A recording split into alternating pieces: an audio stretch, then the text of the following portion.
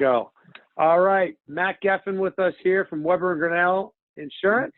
He is a partner of Weber and Grinnell and vice president. He does the commercial lines business. We talked to Mike Wilnicki yesterday. He does more of the benefits at your firm. Yeah, we had a good time. He's our employee benefits practice leader and a partner as well.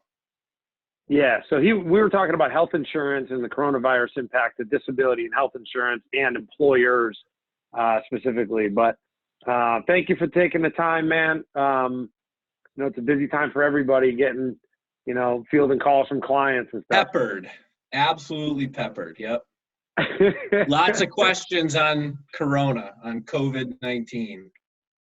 So. Yeah. So what's your medical diagnosis? What do you think? Wash your hands is my prescription, and keep a 6-foot perimeter, I guess. I don't know. Give me a quick take on Tom Brady being with the Bucks. Well, I wish Tom Brady nothing but the best. He's provided me 20 years of joy. Half of my life has been spent watching Tom Brady chuck the rock and win Super Bowls, and so I have nothing but respect and admiration, and I wish him a lot of luck. Part 2, who's going to play quarterback for you New England Patriots this year? Stiddy! We have Jared Stidham. Guy's a stud. Who? Exactly. You want to walk that back? This is going to be aired soon. You want to walk that back? I don't. In Stidham we trust. Right. Oh boy, here we go. I think it's a gap year. I'm not gonna lie to you, but we'll see. We'll see what Bill and the boys are cooking up over there in Foxborough. Watch out for Buffalo. Just had a Buffalo Bills fan on the last recording. So let's start with some riveting insurance talk. Yeah. Everybody's staying home, right? This is March 25th, 2020. Everybody's staying home. Yep. Decrease in workers' compensation claims probably projected for 2020. I mean, it depends. Home. I think it depends. I mean, a lot of essential businesses are still operating, right? And so we have construction workers still out in the field. We write a lot of trucking business. So you still have guys out there on the road delivering all of the necessary goods and toilet paper and everything else people are hoarding right now. Hopefully less cars to crash into. Yeah, maybe. I mean, I think, yeah, for sure.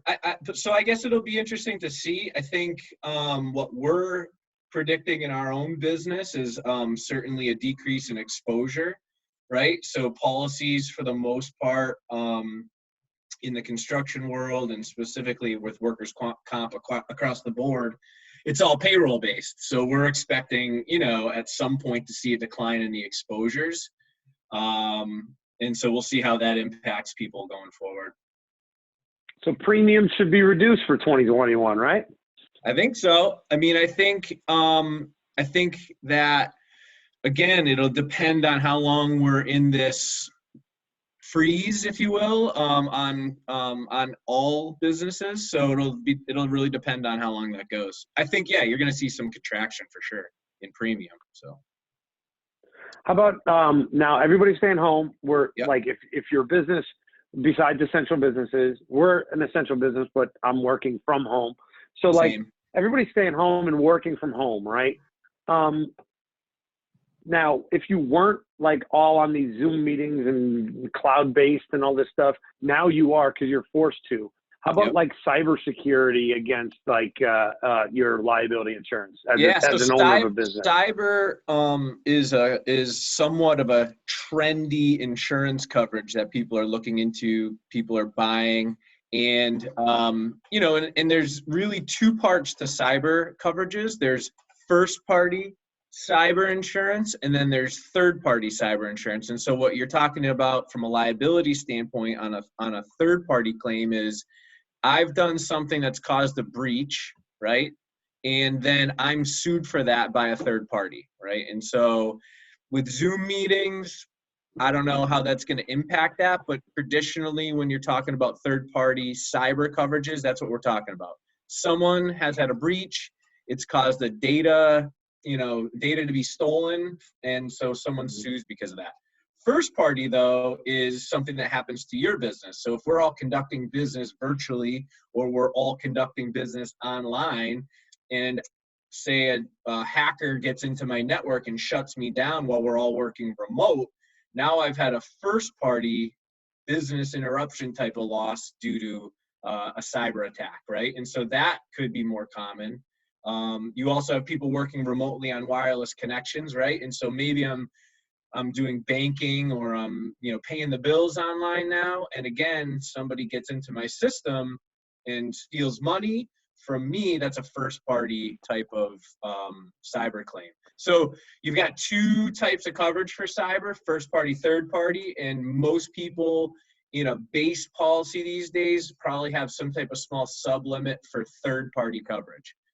So if I get sued, maybe my insurance company's going to give me 25 grand to defend it. Maybe. Some policies are just throwing it in. Okay. So cyber's kind of a new frontier, or newer frontier. But it's forcing companies to do it now, so that, who knows? I mean, and even owners of businesses that can't really operate, or are really slowing down due to this coronavirus and aren't essential, therefore open.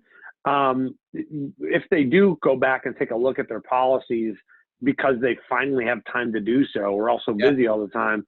What should they be looking for specifically, you think, now? In terms of just cyber, or overall? Overall, the problem with the service businesses is we're asking busy business owners to go look at policies and look at stuff and do taxes when we're too busy to do so. Now we have maybe a minute of time. What should we be looking for? Yeah, I mean, so I think you need to look not necessarily at the policy itself, but what are your exposures as a business that you can't afford to self-insure, right? And so you should buy insurance for that. I mean, good risk management says I'm gonna insure for the things that in a catastrophic loss scenario I can't afford to replace, right? That's why we buy property insurance. If my building burns to the ground, I can't afford to replace it out of my own pocket, right? So you should really take that approach to kind of all aspects of your business. What are my greatest exposures? What am I comfortable self-insuring? And what do I need to risk transfer away by buying insurance? And then also, what can I control, right? So what are some things maybe that I can put into place? I'm a construction company. How can I have my employees work safer, right? So do I have a safety program? If I'm a trucking account, do I have a fleet safety program? How am I training drivers? How am I screening drivers? It's a great time to kind of pump the brakes, if you will, and look at all those aspects. Because I can sell you all the insurance you want to buy, but you really should just try and control your exposures. That's really what it's all about. I understand them. Yeah. All right. So that's enough insurance talk for the day. I think you got yelling at my kids.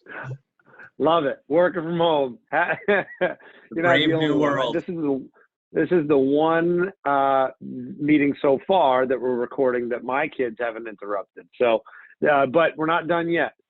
All right. So we serve a lot of people, right? We serve a lot of owners of businesses, local businesses that have really successful people, really successful businesses, and creative people, right? Yep. What creative things have you seen since everybody's staying home from a business perspective, marketing perspective, that other people can learn from? What have you seen? I mean, I haven't seen, so I guess working from home, outside of this kind of Zoom kind of meetings, I haven't seen anything that's blown me away from a creativity standpoint. I think people have done a lot of these types of meetings and pushed good information out. So that's been really cool to see. I know all of our insurance company partners are hosting webinars on what's covered, what's not, how they're helping out their clients, and how we can be helping our clients during this time. So I think, you're just seeing an explosion of web-based information that's getting pushed out and content. So that's been kind of cool. I know we've been, as a company ourselves, we got ready for this a few weeks ago, had everybody capable of working remotely, and a week ago, Monday, everybody was pretty much remote. I think we have 2 people in Holyoke and 2 or 3 people in Northampton. And so we're, adjusting to life as a virtual company. So again, Out of what? Like 45 people? Yeah, 45 48 people. So Wow. 40, call it 40 people working from home, keeping it pretty business as usual. I mean, you really wouldn't know we're not in the office. So that's been kind of cool to see. And we've really leveraged our own technology. So I think I think what this is forcing people to do is evaluate, how they can work within the confines of technology, right? And I know space is an issue for our business, and so now we're kind of looking at this thing going, hey, maybe space isn't an issue. Maybe we can set people up working remotely, or have people, job share or desk share, or it kind of opens up a lot of possibilities. So we've been kind of forced into it, which is cool. Cool. All right, man. Well, I think that's enough insurance talk for today. You don't want to talk coverage? About Corona coverage? Corona coverage. There is none. None. No. Is this covered? No. Pretty much not. I mean, that is the number one question we're getting. And so to kind of finish up our insurance portion of the program, most people are asking me, well, does my business interruption coverage cover this? And the answer to that is no.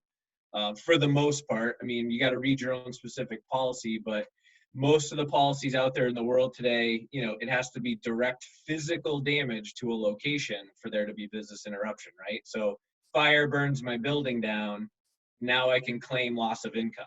So direct physical damage is kind of your trigger. And then workers' comp, it could be covered if it's considered a condition of your employment, right? So I'm a healthcare worker, okay, maybe, right? That could possibly be. But if I'm, a restaurant worker, again, I don't, it'd be hard to consider this a condition of employment. I think what we're telling our insureds is, our opinion is one thing, but put a claim in and let the insurance company adjust it and see what happens. I mean, you never know what'll happen, from a government standpoint or, again, overall case law, which drives this stuff. Do you think that companies or nonprofits that had big events that are canceled or whatever, do you think that this type of insurance can be something of the future? Maybe. I mean, I think you're going to see virus, which is, again, usually an excluded type of peril in a policy. I think you're going to see virus given as an option in the future. That's my guess. Kind of like cyber, a few years ago, it was like, it just wasn't covered. And now you have the option to buy it. You can buy your own policies. I was reading somewhere there's I think either Marsh or Aon has a pandemic policy. So, I mean, again, I think it's going to be something where products are going to get developed and premiums will get charged. It's kind of how it works. Mm-hmm. Well, again, thanks for the time, man. I appreciate it. I've had a good relationship with your company and you and your family, and please stay safe. Hopefully you and your family stay clear of this thing, and we'll be in touch as you see this thing posted out there for the world to see. See ya. Later.